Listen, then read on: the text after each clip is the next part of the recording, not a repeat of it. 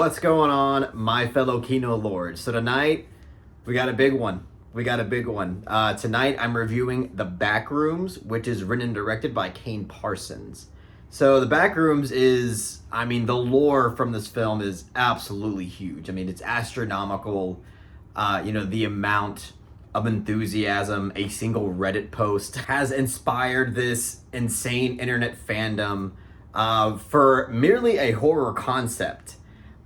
And Kane Parsons, the writer and director of this film, he wrote and directed a short film on YouTube, which is basically what got him this gig. And that film went viral, and everything just kind of, again, it's just exploded from there. By the way, the writer and director, Kane Parsons, is 20 years old. This kid basically made a feature-length film before he could even buy a beer. What the hell am I doing with my life? So now that the anticipation is over, and I've finally seen The Backrooms, what are my thoughts on this shit? I'm just gonna say this. I liked it, but I think that it was a little bit disappointing. But let me say this. I think that if you prepare yourself a certain way to watch this movie going into it, I think that you'll maybe less disappointed with it. When it comes to the actual world building and the actual visual horror of it all, and the set design, the way it explores and expands the world in this really fucked up wormhole, glitch in the Matrix hellscape, this weird, surreal Freudian hellscape that we're getting. Maybe Freudian is a little bit loaded when it comes to a concept like this, but there's definitely a psychological element to this horrifying unknown world that we're exploring in this film. When it comes to the horror and the suspense and the world building and just the set design, especially the set design, plays a huge part in really making this world absorbing and unsettling. And I can't praise that shit enough. I think that it is absolutely spectacular throughout the film, and it's a huge appeal to it. That is honestly one of my favorite elements about it.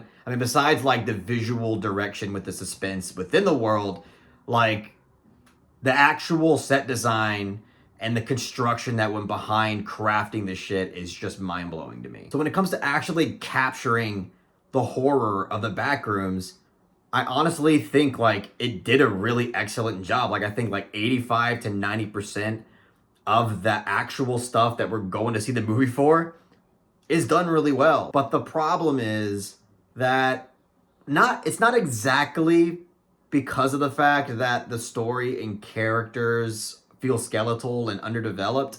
That's a part of it.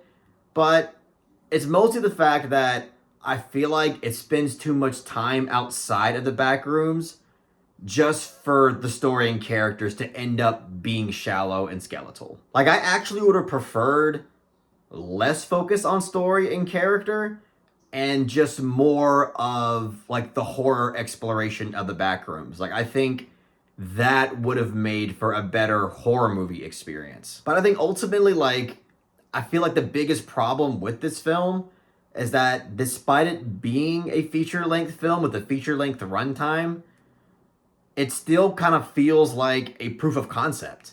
Because this movie doesn't really feel like it even has a third act. I feel like we get two halves, and the second half is a lot more underwhelming and weak in comparison to the first half. What we get technically in the third act of this movie doesn't really feel like a finale. It doesn't really feel like what we're experiencing was all built up to this big moment. It feels like it's an effective, suspenseful sequence, and it's creepy, but it really feels like we should have another 25 to 30 minutes of the movie. And then it just kind of fizzles and ends.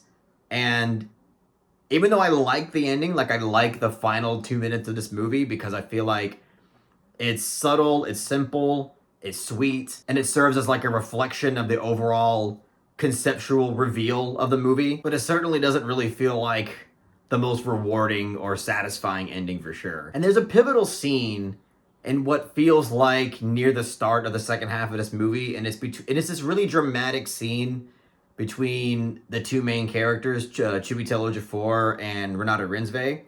And it's like this big, again, like dramatic and revealing sequence that's supposed to kind of serve as in one way character growth, but also resolution.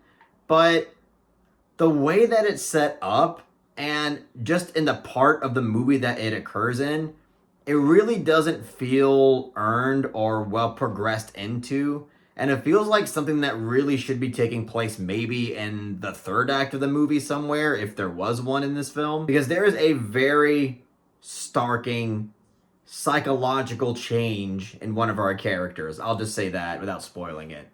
And I feel like that drastic psychological change in this character, it feels like it comes a little too out of left field. Like, I understand that this film did set up that this character does have their own psychological problems and, you know, is fighting their own demons and things like that, but it just didn't really feel like a reasonable pipeline of how this character drastically shifted in personality. Maybe if the film was longer and just had more time to explore these things, then maybe it would feel more believable and feel more earned, but it just feels kind of rushed, and I'm just kind of not buying some of it. But listen, like I said, the actual horror elements of this movie are done well. And I think that it is worth watching just for that stuff, because I feel like in that department, it delivers just enough for horror fans and fans of the lore and fans of the video games to walk out of the film feeling, at the very least,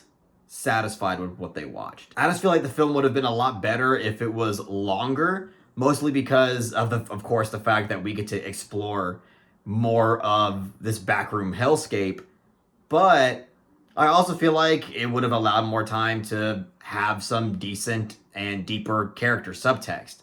And instead, we kind of get shallow versions of the subtext, but spend, I feel like, too much time on that, despite it being shallow, and then not enough of what we basically are going to this movie for, which is exploring this Backrooms world. But obviously, like I said in the beginning, I still like this movie and I enjoy it.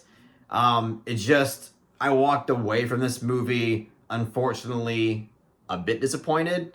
But as far as ratings go, I'm going to go ahead and give Backrooms a solid 6 out of 10. But anyway, that's all I got to say about the Backrooms. If you really enjoyed what I had to say about the film, please give it a thumbs up and share it amongst your friends. And don't forget to subscribe to the channel to be updated on more film-related content.